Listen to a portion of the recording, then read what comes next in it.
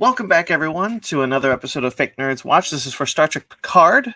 I am Brandon C. McClure, and with me on this trek through where no one has gone before is Michael Karls. Michael, there you go. Where are you?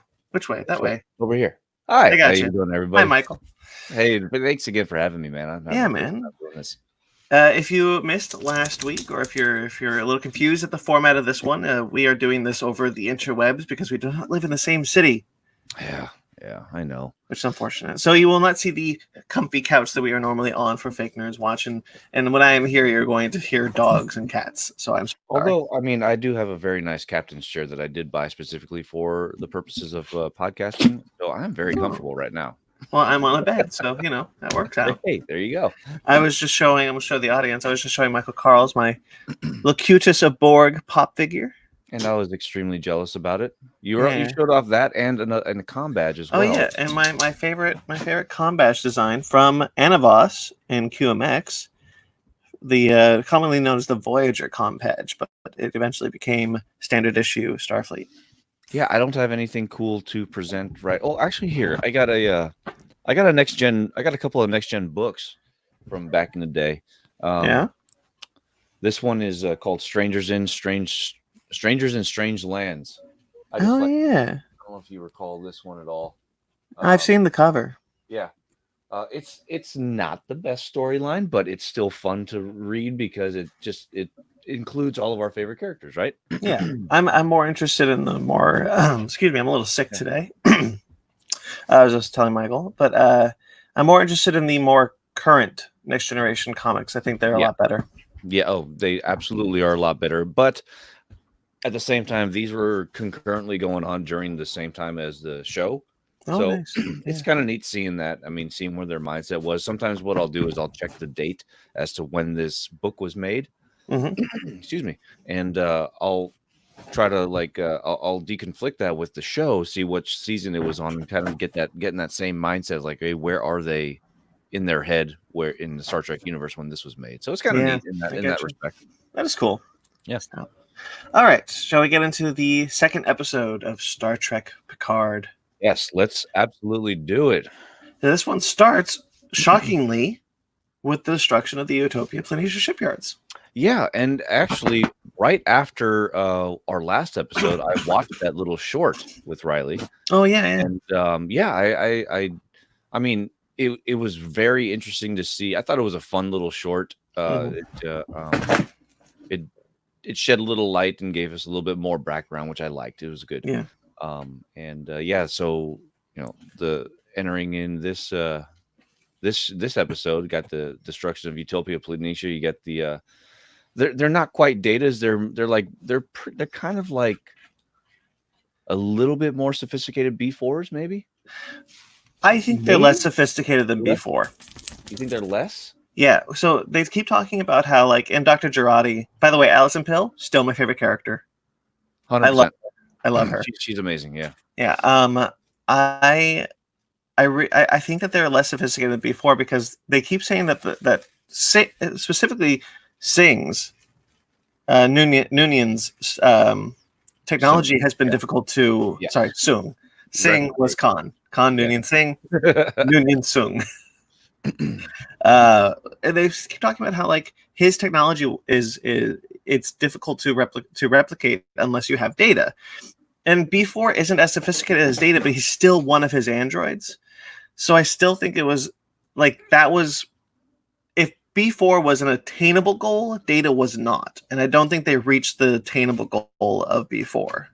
Got it. All right. Yeah, that makes more sense then, because I was trying to wrap my head around that a little bit during this episode. I was my head was getting a little tight. Yeah, because even before he could learn, he could develop. He was able to. While he never developed to the extent of Data, because of he was essentially a beta version, right? Yeah. The B4 version. I see what you did there. But yeah, so oh geez, what was I saying? Oh, sorry, you were saying that. No. I had something about androids. That's okay. It happens to me all the time. We'll get back to it. Well, I just think that especially when we see that these androids, they don't seem to have any free will. Well, they don't seem to have free. So do you feel like that they were all programmed to do that at that exact same time? I think they were hijacked. Yeah. Do you that's think what happened are we thinking that it's going to be the Jacques Da? The Jacques Vache. Jacques Vache. What did I say? Jacques Da. No, Jacques Vache. Yeah. Do we think it's them? The Jacques the Vache. People who hate them the most? It could be. Or the Jacques Vache could be retaliating for it. Yeah. Because actually, you know what? First off, I'm sorry to interrupt. Should we do like our initial impressions on this episode first? Sure. Yeah. Did you like it? I liked it less than the last one. It felt like this one felt like it should have been like they should have aired these 2 episodes back to back. Sure. For the premiere, you know what I'm saying? Mm-hmm. It should have been just one long or just 2 episodes just put together for the initial, because it's still a lot of setup before Picard goes on his adventure. You know what I'm saying? Yeah. While I still enjoyed it, I enjoyed some of the callbacks. I hope that this is not going to be a frequent recurring theme where because this episode almost felt like it relied on the callbacks to TNG a lot more than the first episode. I hope we don't see more of that. I hope we just see this show kind of coming into its own more, and not needing too many nostalgic moments. I would agree with that. I do question, though, especially after this episode, why doesn't Picard go to Riker or Worf or Geordi? Well, you recall what he said. He's like, no, I've done that before, and that was due to his experiences in All Good Things, your favorite ending to the show of all time. No, I know. Have to go through that again and help them, and have them help him. Right, but the way Picard operates is that he wouldn't. That excuse doesn't work for me. It's he says like, oh, they would do it. I can't bother them. Blah blah blah. And like, I get it. It's fine. They've wrote in a line of dialogue that makes that work, but to me, it's a little flimsy because why would he go to someone we've never met, and instead of going to someone that he knows will help him? Let me ask you this: 2 questions? All right. One question, 1 statement. So, statement first. 1, I don't think that he has never met this person, because when you see them at the end, it's almost clear that they have a rocky relationship. Oh no, they have met. I'm talking about like us. I don't think that we've. Why go to someone that we haven't met? Why go through the trouble of introducing new characters? Because it's a new show. but see, that's the thing. Yeah, it's not a new show. It's not a new show. It's a continuation, which goes back to my thing about the in the live shows. This is a spin-off. That's true. Get technical about it. And that's true. Still contain new characters. Right? But we've never continued the story of a character without the rest of that cast. Think about when Kirk's story was continued in the movies after the TV series. They brought back everyone. Yeah. So it's the decision they made. I'm not gonna spend too much time questioning it. It's just it does ring a couple of red alerts in my head, if that makes sense. And then my other question for you was him brushing off the idea of Riker, Worf, and Geordi, was that line before or after he found out that he has this mental disorder? After. So it was after. So if at that point, if in his mindset he thinks like, hey, this could be my last mission ever, he may not want to, he doesn't want to put his best friends, in a position where, hey, you want to come on this mission where we're probably going to die? Well, he doesn't know he's going to die. And to be fair, said, the doctor was even saying, like, I hope is this mission dangerous? Or he said something to the effect of, like, maybe if you're lucky, this mission will kill you before your disease will, or something to that effect. He does say that. By the way, nice callback to the Irumodic syndrome. Right? Yeah. Gosh. Oh, I didn't know that guy was still alive, to be honest with you. Yeah. Well, so the doctor in this one is, I guess, the doctor from the Stargazer. Yes. We've never met this guy before. No. I do kind of like kind of filling in canon a little bit. Like we've never met the Stargazer Doctor. Why wasn't Crusher? That's a question that we've been saying since the trailer, right? Where is Crusher? Yeah. You know, That was the first kind of red alert in my head where I was just like, wait, where is Crusher? Yeah. I wonder, do you think maybe Crusher was on Utopia Planitia? So there was a theory going around that Geordi was. Well, I don't think that could happen anymore because the Romulans said like, hey, what about Geordi? You know? Yeah. Oh, by the way, Romulan reveal, they're Tal Shiar.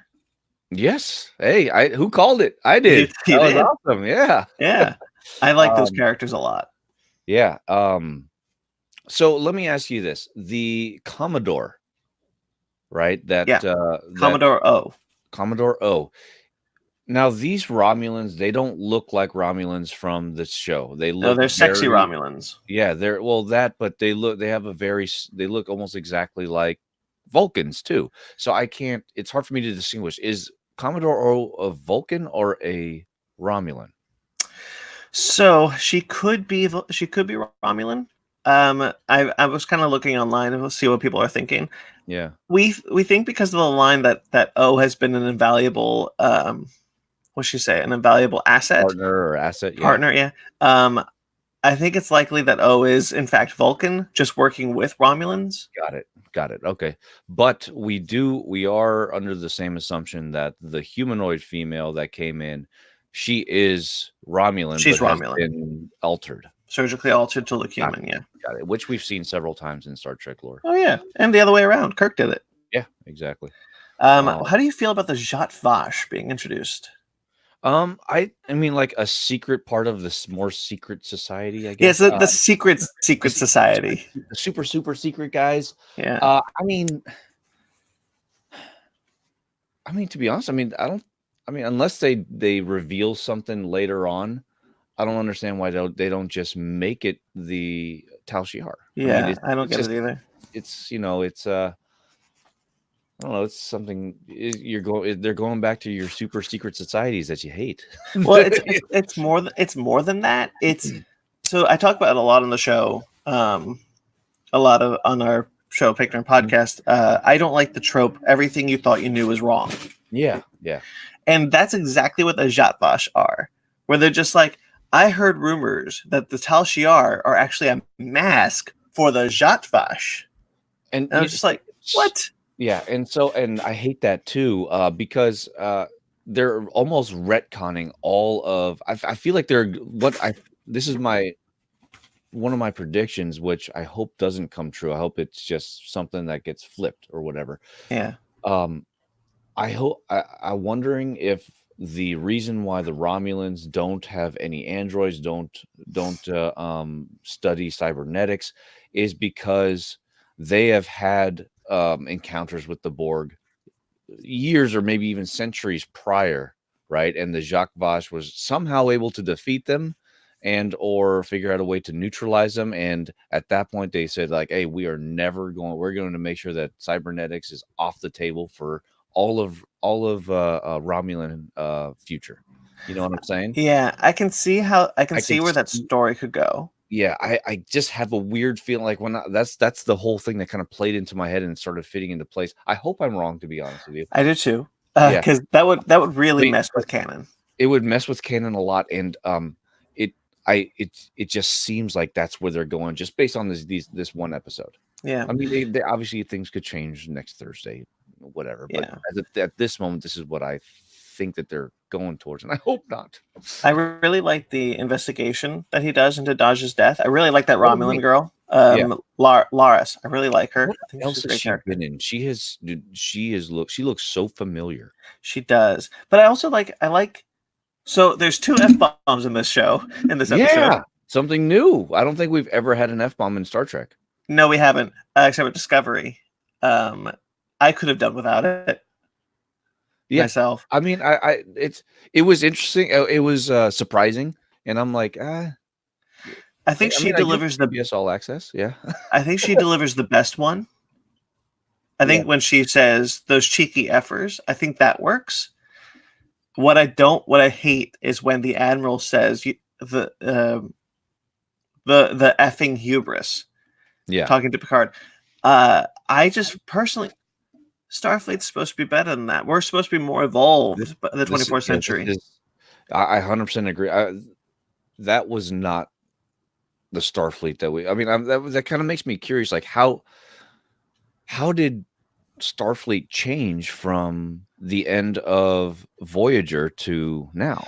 You know, well, the F-bomb isn't really indicative of that. I think not that, but the mannerisms of how she's treating Picard. Yeah, I think it was. I don't think that's a personality trait. I think that's a fundamental Starfleet trait, right? Yeah, it was the decision to pull out.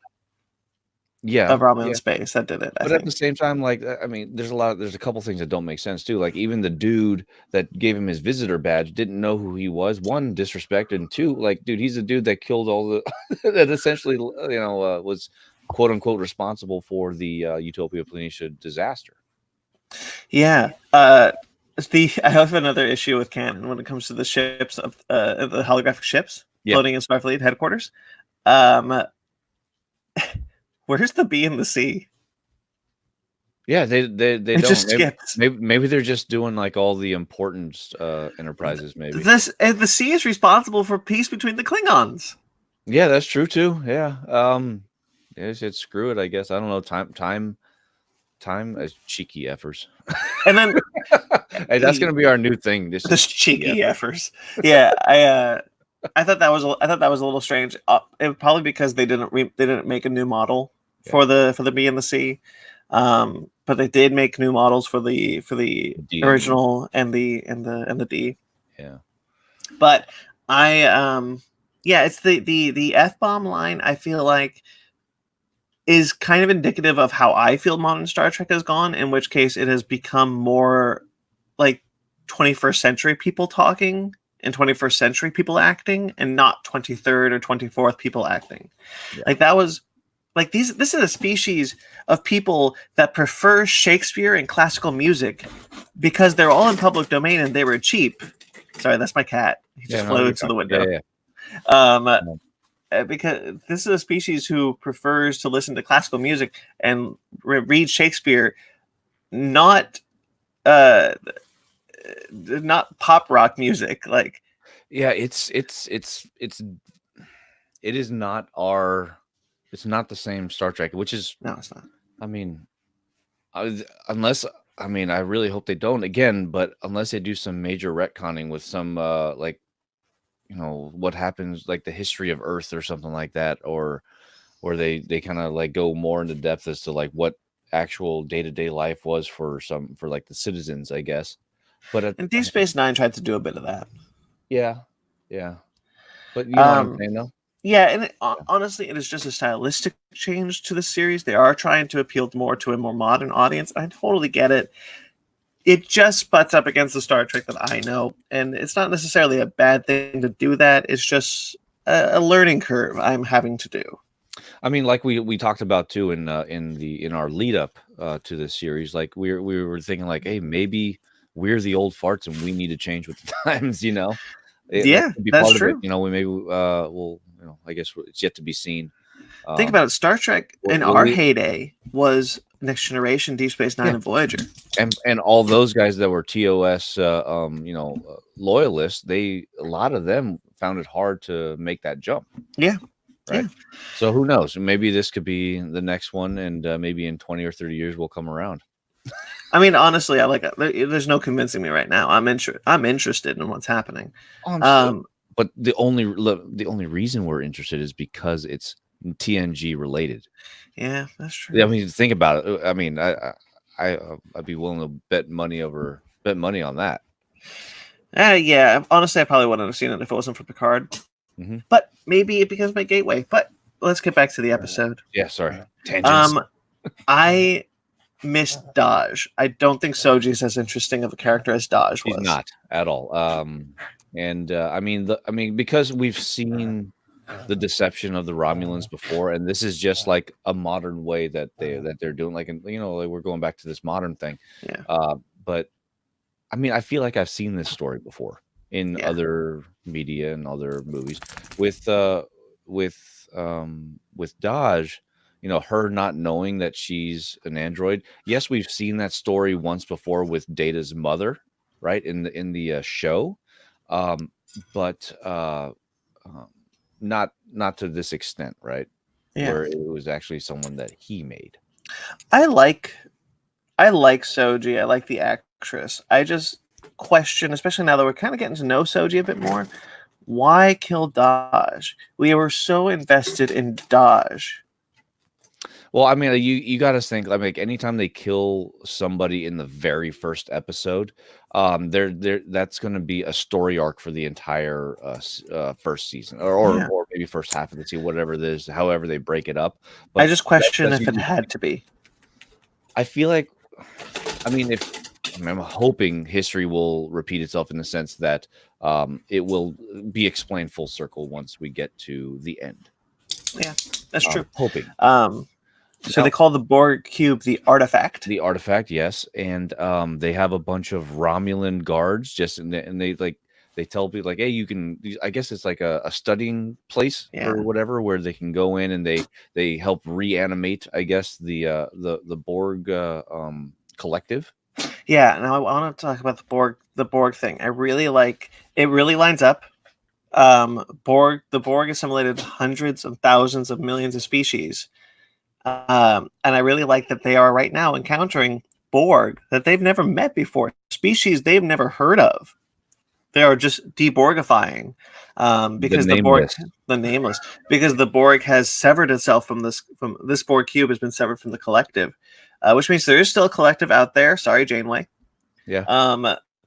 And I just kind of really appreciate the idea that the Federation probably, what I get is that the Romulans own this cube or stake the claim on the cube, and the Federation are researching it. There's a bit of conflict in their storytelling here. I mean, unless there's something that a piece that hasn't fit, right? Like, so Picard's Romulan friend, she said that she poses the question, why do Romulans never shown any interest in cybernetics or anything else? And now that we see them investigating and protecting essentially people who are studying the Borg cube and trying to reanimate assimilated crew. Yeah, that's true. The Jatvash don't like cybernetics. No, all Romulans. She said that all Romulans did too, because she posed a question like, how come you've never heard of Romulans or even studying cybernetics or ever have any androids in the Romulan Federation Empire or Romulan Empire? Yes, right. Yeah, I got that as like the Jatvash we're gearing Romulan society towards that way. I don't think it was like a complete Romulan bias. I could be wrong. That's just how I read it. Okay, yeah, maybe. I only watched this episode once, as opposed to last episode. I watched that twice. So yeah, gotta watch them twice, man. You get all the little juicy canon. I know, so busy. Speaking of canon, things I really appreciated with canon were the badge insignia was the ones from whenever Star Trek would jump to the future, it would have a badge similar to that design with the two lines down the middle. Yeah. Oh, speaking of future, we need to talk about how much this episode had in common with All Good Things, and maybe that the future that Picard was hoping to avoid may not be able to avoid everything, i.e. his little mental Aromatic. Yeah. So he meets the doctor, whom we've never met before from the Stargazer, and he tells him like, "Hey, he's got bad news. Like, he made a house call. He's sitting and having tea with him. It's like, hey, this is not really what most doctors do, right?" Yeah. And he essentially tells him like, "Yeah, most of the prognoses are not good for you." Essentially, is what he's like. Some are treatable. Yeah. But they all have. They all end the same way. They all end the same way, exactly. Yeah, I thought that. So he basically gets a death sentence. Yeah. That's sad. Yeah. It's like 96. Looks good for 96. Now, like, the only thing that I could really think of that would like help him prolong his life would if he became a Borg again. What if we see him as Locutus at the end of this season? That would be messed up. That would be so rude. Do you think the Queen comes back in this show? Oh, she could. I mean, she was just in that Gretel and Hansel movie. Yeah, I wouldn't be surprised. She didn't look terrible either. No, we know that Hugh is coming back. And it's almost certain that we're going to see Bruce Maddox coming back. Obviously, we have yet to see Jerry Ryan can you imagine? Can you imagine if they get the actor from that one episode, Bruce Maddox, who played Bruce Maddox? Well, I mean, when they brought back Hugh was in 3 episodes, 4. Yeah, but like this guy was like season 2, one episode, never mentioned once more, maybe. Yeah. Yeah, and he was mentioned once more in Data's Day. That's it. Yeah. Nowhere else. And then just to have that actor come back, be like, it's me, I'm Bruce Maddox. Yeah. I 100% believe that they will bring him back. I do. I think he will. They will. What a deep cut. Yeah. What a deep cut. I loved Alison Pill's scene with Picard. Of course you did. I think it was great. It was great. Yeah. I think she's great. I think every time when she's there, there's a connection that she and Picard have that is so just good. I just really like their connection when she like looks at the tea spread and she's just like, Earl Grey. So her and Patrick Stewart, they share this screen presence every time that they're on the screen, right? Yeah. Where I mean, everything that they say and do, and all their little facial mannerisms, whatever it is, whatever it may be, man, they have our full attention. It's just something, and it's great to see that. And she's really good at expositoring. She does what the great Trek expositors do, like LeVar Burton or Brent Spiner. Like she makes that palatable for the audience, and we can understand it, we follow it, and we're interested in it, we're engaged in what she's saying, even if it's a bunch of nonsense. Yeah, exactly. Yeah, and we finally got some of that we've been missing, right? We didn't get that. Babble. Yeah, Technobabble. And it was nice. It was surprising to hear, and I loved every second of it. Yeah, I didn't appreciate the line where Picard was like, I could never get into science fiction. I mean, he lives in science fiction. Yeah, I get it. Yeah, I mean, it was a fun, ironic line. I didn't mind it because I mean he's always been a Shakespeare kind of guy and living in the present. And she should have been reading a Dixon Hill novel, though. What was she reading? Like something like a Chekhov novel. Oh, not like Anton Yelchin, not like a Chekhov character, but like the writer Chekhov. Got it. 1800s. That should have been a Dixon Hill. That would have been great. Would have been great, right? Yeah, there's something in Star Trek that always bugs me as a kid, which is actually why I like the Orville more in some places. Because the timeline of Star Trek starts in the 1960s, Star Trek has a whole new history, has basically a parallel world from our world. It is not our future. It is the future of the eugenics wars, World War III. We don't have the eugenics wars. Didn't happen in the 1990s and caused the fall of the Soviet Empire. Like that's not what happened in our timeline. So it's an alternate timeline. That's Star Trek's timeline. So what I've always kind of bothered me, I guess, in a way about Star Trek just as a whole, is that all of its pop culture are from the 1930s, 1800s. Yeah, and so like everyone is so well read. So one of the things I really like the Orville is that they're not afraid to be like, oh yeah, this classic movie from the 1980s or the 2000 or 2001 classic movie.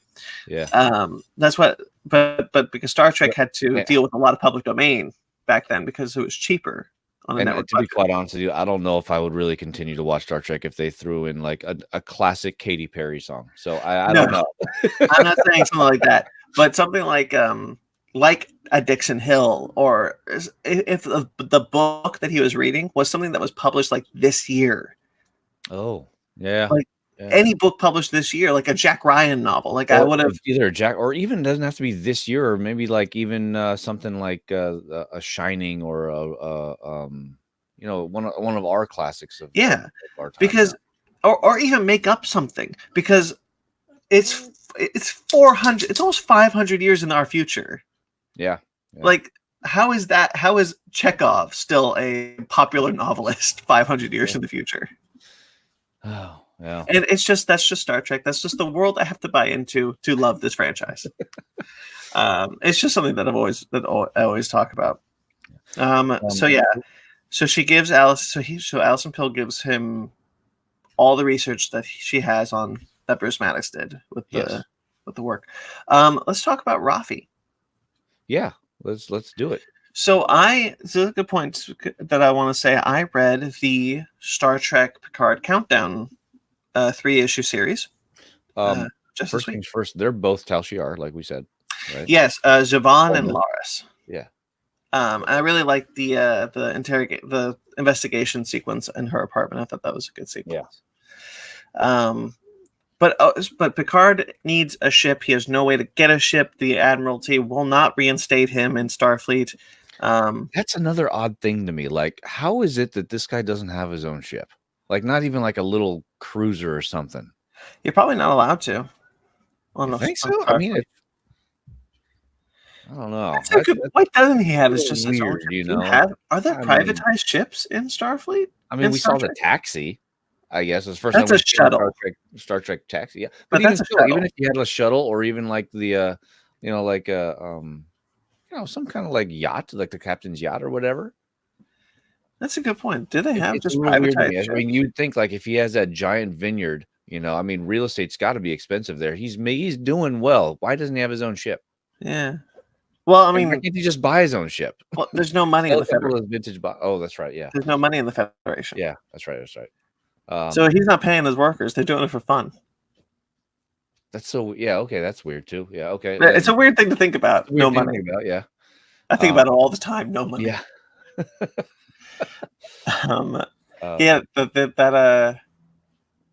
That's a good point.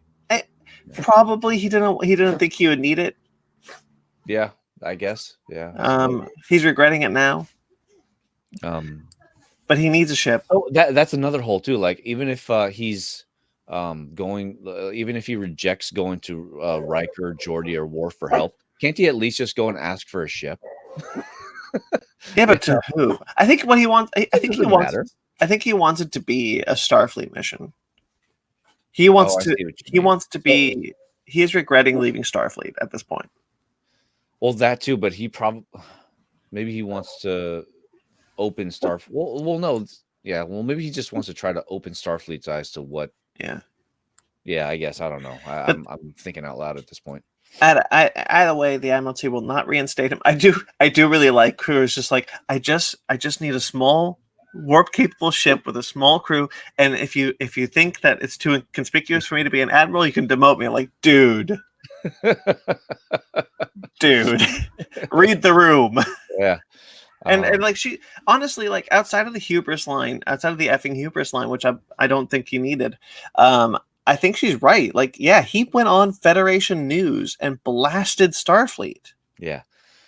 I mean, maybe if it was like the day before that interview, she may have been more inclined to say yes. Yeah. But yeah, you don't punch the milkman then ask for more milk. Right.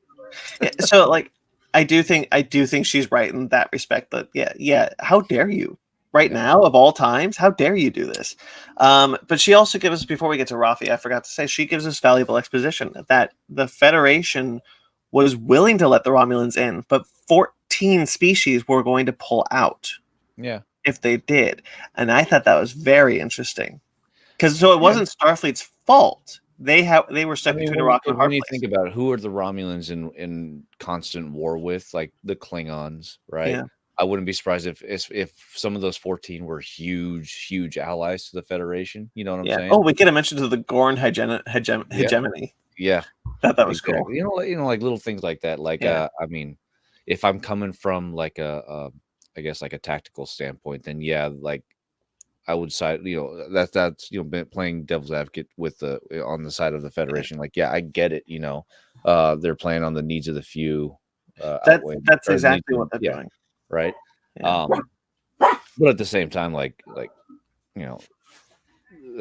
Picard and all his he can't not be a good person and say like all right, well, I guess we'll just leave these 700 billion to die or whatever. The showrunner did say the Starfleet was stuck between a rock and a hard place. They had just lost their shipyards, and 14 species were willing to pull out if this would happen.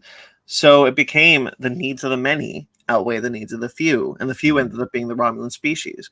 But Picard is going to explore, well, what happens to the few? Why can't we save them? Why can't it be the needs of the all? Yeah. So I'm intrigued by that going forward, personally. Yeah, I'm interested in that. Yeah, we'll see. I mean, it's still obvious that some Romulans made it to the Federation, right? There is a Romulan government, or else the artifact wouldn't be under Romulan control. Yeah. They're somewhere. I wouldn't put it past them if they established a new Romulus. I wouldn't put it past them if they made new Romulus maybe sistered with Vulcan somewhere. Yeah, that would maybe be fun. They can go based on some of the. Maybe Spock had more of a Kittimer type of effect on Romulus than has been shown to us. Yeah, I was really. Going back to like the end of Nemesis, and because Nemesis kind of operates as a sequel to Unity, the episode of The Next Generation with Spock. Yeah. I was kind of interested because this is bouncing off of Star Trek 09, where it is established that Spock was helping the people of Romulus, and now we know that Picard was too. That there would be more of a sense of Vulcan unity, at least. Like the Vulcans were kind of more interested in reuniting with their sister species. Yeah. But so far we've seen none of that, and they might not even do that because they might not care. But who knows? Yeah, you never know. So going back to Rafi, sorry. So going back to Rafi. So I read the Star Trek Picard countdown, where it is revealed that she is his former first officer of the USS Verity, which was a rescue vessel in Romulan space trying to help with the relocation of various Romulan colonies. It is a fine graphic novel. Really? But reading that graphic novel, the character of Rafi is very much more optimistic, very much more fun-loving, and kind of, she calls him JL instead of Captain. She was a lieutenant on the Verity. Geordi's in that issue too. So it's having read that. She was the first officer for Picard? So Admiral Picard took command of the USS Verity. Okay. To help with the relocation of the Romulan people a year before the star exploded. And she was a lieutenant on that ship. Got it. And his first officer. Okay. All right. Yeah. The uniform designs in that comic are also pretty good. I like them. Okay. So she was his former first officer, which is probably why he goes to her. If something happened, so the comic ends way before the star explodes. So we don't know what happened in the interim between this comic and what happened to the Utopia Planitia shipyards to now. Got it. Okay. So there's a lot of filling in and seeing this character. She very much hates him. She hates Picard. Oh, really? Well, in the show. You're talking about the one who's been. I don't know. I don't feel like she hates him. Rafi? Okay, hold on. Maybe I'm thinking of a totally different character now. It's the female Romulan that's working for. That's Laris. Who am I thinking of? Or no, that was Laris. That was Laris. Which one's Rafi? Rafi's the new girl that we see at the end of the episode. Yes. Okay, that's the one. Okay, so she's a lieutenant that hates Picard at the very end, that had the gun to her, and then somehow knew about which wine is that? The number. Yeah. Hold on. I was okay. So I was all mixed up right there. See, I had to watch it twice. And so at the end of the episode, we're introduced to Rafi, who was revealed in a comic book that she is Picard's first officer. Got it. Okay, that makes more sense. That makes more sense. All right. That's all. The mission that the comic book details is the mission of how they met Laris and Javon. Okay. All right. It's an okay comic. Not great. Worth buying? Yeah. I mean, because how much is a graphic novel nowadays? What, $10, $12? 15. It's probably $15. 3 issues. Three issues for 15? Yeah. At that point, I'd probably just get the actual comic books. It might just hold value a little bit more. Yeah. But it was okay. I'm glad I read it. So what I am a little bummed that we keep meeting new characters, and we're not really going anywhere. Yeah, it is a lot of setup, but I mean, this is the first time we've seen TNG Trek go and have an overarching storyline over the course of a season, as opposed to a different, a new story every episode, which is what we're traditionally used to. Right. So I'm willing to give this, if things don't really pick the thing for me is I don't think it's going to get picked up. It's going to pick up have us go out into space until episodes 4 or 5, because we haven't seen Jerry Ryan. We haven't seen Riker yet, and they're all still on Earth. Right. Oh, we don't know that Jerry Ryan is. Well, I mean, it looks like she's in his study of some sort. Right. It's not his study. I've looked. Oh, okay. Well, she's somewhere where he is. So either or, I mean, it looks like a house of some sort. Yeah. Maybe. I mean, granted, it could not be. But, I think we're on Earth for at least one more episode. Yeah, yeah. I think finally, I'm. If we don't see Riker in episode 3, I mean, unless he travels to Beta Z to go see him. They could be on Beta Z. Yeah, they could be on Beta Z. Yeah, you never know. Or maybe they're on. Maybe maybe Rise has changed. Who knows? Maybe they're there. No, I don't think he'd go to Rise. But yeah, I mean, there seems to be still more setup. Yeah, we start to see like the little action of him trying to get to the twin. Yeah, I'm a little not interested in all the setup, though. I wanted to get a little bit quicker to the action. I think that was a mistake on CBS for not releasing this right next to episode 1 last week. I think that if they did that, then this upcoming week or episode 3 would have been a little easier to chew. You know what I'm saying? Yeah, I totally get that. I think it's 10 episodes, by the way. Is it 10? Sweet. I thought it was 8, but sweet. I'm happy now. Yeah, I think it's 10. I could be wrong, but yeah, I'm a little less jazzed about this one. I'm still intrigued to see where this mystery is going to go. I like the stuff with the Romulans a bit more in this episode. I'm starting to kind of see 10 episodes, right? Yeah, I'm starting to see a little bit more about like what the plan is, and we know that Picard lives to at least another season. So his Irmotic syndrome is not that. As a human, or maybe a part Borg? I don't think he's going to be part Borg, buddy. I'm sorry. Oh man, the only way he lives is to become the enemy that he hates. Oh, what if Bruce Maddox puts his brain inside of an organic synthetic? Oh wow. Oh, then Picard would live forever, and we just get a whole bunch of actors. He's going to be the next Doctor. Where every new series, who's going to play Picard now? Yeah, it'll be James McAvoy. There you go. Oh, that would be awesome. That'd be funny. That would be hilarious. Yeah. Yeah, I'm intrigued to get back to space, see more starships. I feel a little claustrophobic on Earth right now. It almost feels like so does Picard, though, right? He keeps looking to the stars. He's, she keeps saying like, you do want to go back out, or he goes like, you really want to go back out there. He goes, more than ever, and so do we, the audience. Let's do it. let's get our captain back. Yeah, let's get our captain back in space. Yeah. So I guess we'll see what happens. Yep. Next week. I'm hopefully excited. More Allison Pill. I'm still excited. I still can't wait for Thursday. I've been waking up extra early on Thursdays just so I could watch it before work. So it's kind of. You can also watch it on Wednesday night, 12 o'clock. That's when it drops. I'm usually in bed by then. Yeah, I'd rather wake up early than go to bed late, just because I have more just getting ready for work. And all that. I am the opposite. I would rather never wake up. Yeah, true. Okay, well, I guess that'll do it. Unless you got anything else. I don't do. Brandon, as always, thank you for having me. It's it's been fun. It's only been 2 episodes in, but I'm having a blast doing this with you, man. Yeah, it's really exciting. It's really fun to revisit this captain. Yeah, and I don't know if time permitting for Riley, she said that she'd be down to give her 2 cents in. She's caught up as well right now. She didn't have time right now to come join us, but maybe next week season or episode 3 is up. Maybe we can get her take. Has Sparks been watching?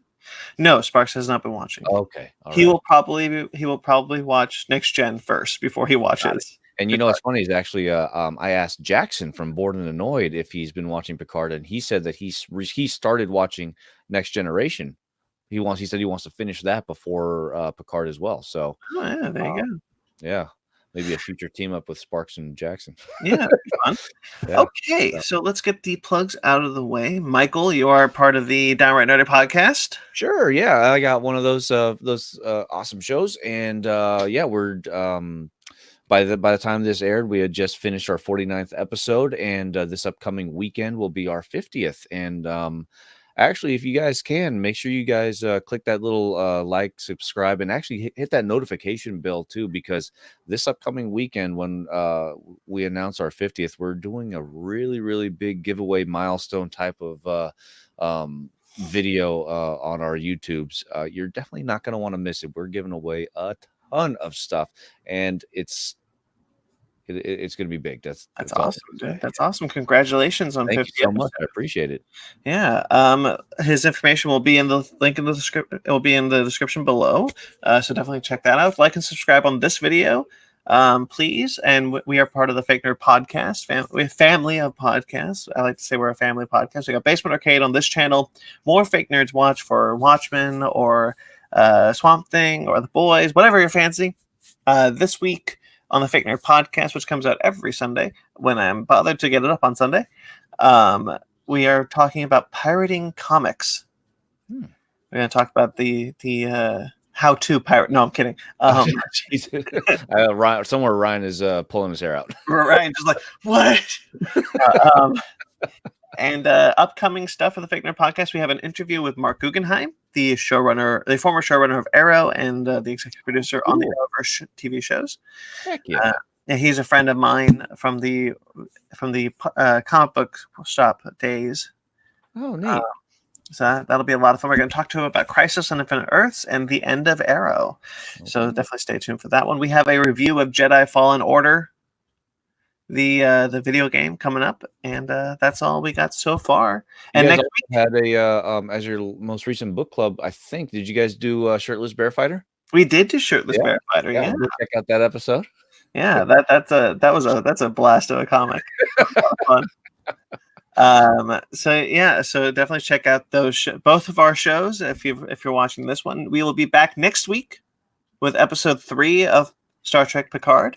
Yeah. Also, I'm sorry, I was to put one more thing in there. Every now and then, make sure you guys hit our notification bells on both mine and on Downright Nerdy and on Fake Nerds, because every now and then we'll just randomly go live and just talk comic books and answer questions and just essentially just do whatever, talk nerd stuff. It's really fun. So make sure you hit that notification bell too when you do it. Yeah, I just put away $150 worth of comic books. Nice. I was bummed I couldn't join you. I would love to see that. My pull was so big, and I was just like, I gotta buy this shit, or else I'm never buying it. Anyway, that'll do it. Until next week, guys. Live long and prosper.